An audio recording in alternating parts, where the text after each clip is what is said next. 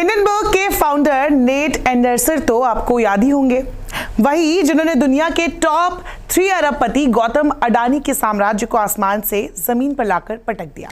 उन्होंने अब एक ट्वीट किया है।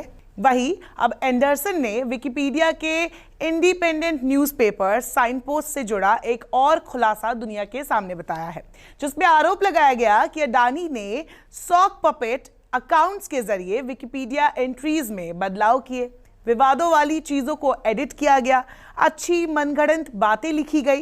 ये सॉक पपेट एक नकली नाम या पहचान है जिससे एक ऑनलाइन यूजर कोई दूसरा व्यक्ति बनकर बहस करने, धमकाने या प्रोडक्ट्स का रिव्यू करने के लिए बनाता है, एक तरीके से फेक अकाउंट। कई बार ऐसे लोगों को सीक्रेटली हायर किया जाता है। विकिपीडिया ने भी माना कि बिलियनियर लोग ऐसा करते हैं, कोई नई बात नहीं है। लेकिन जब मामला अडानी का हो, सड़क से लेकर संसद तक सवाल पूछे जा रहे हो, तो ये बातें मायने रखती है। तो क्या है इस आर्टिकल में, आइए जानते हैं। साइन पोस्ट के इस आर्टिकल का टाइटल है Wikipedia Signpost 20 February 2023 disinformation report, the largest con in corporate history. इस आर्टिकल की शुरुआत में ही लिखा गया, इंडियन इंडस्ट्रियल गौतम अडानी ने पिछले 1 महीने बहुत सारी दौलत खो दी है। उनकी नेटवर्थ 67 बिलियन डॉलर है, जो कि 15 फरवरी तक का डेटा है, जो कि जनवरी 2024 को ब्लूमबर्ग के मुताबिक 119 बिलियन डॉलर तक आंकी गई थी। इसके बाद इस आर्टिकल में हिंडनबर्ग रिसर्च के बारे में भी लिखा गया कि कैसे आरोप लगा है कि अडानी ग्रुप की कंपनियों ने दशकों तक अकाउंटिंग फ्रॉड, स्टॉक मैनिपुलेशन और मनी लॉन्ड्रिंग की। इसके बाद साइन पोस्ट में यह भी लिखा गया कि कैसे इस रिपोर्ट के बाद अडानी शेयर धराधर गिरने लगे। साइन पोस्ट ने आगे लिखा कि ये रिपोर्ट अडानी और उसकी कंपनियों को ठीक वैसे ही परखती है जैसे कि उन बिलियनियर्स को।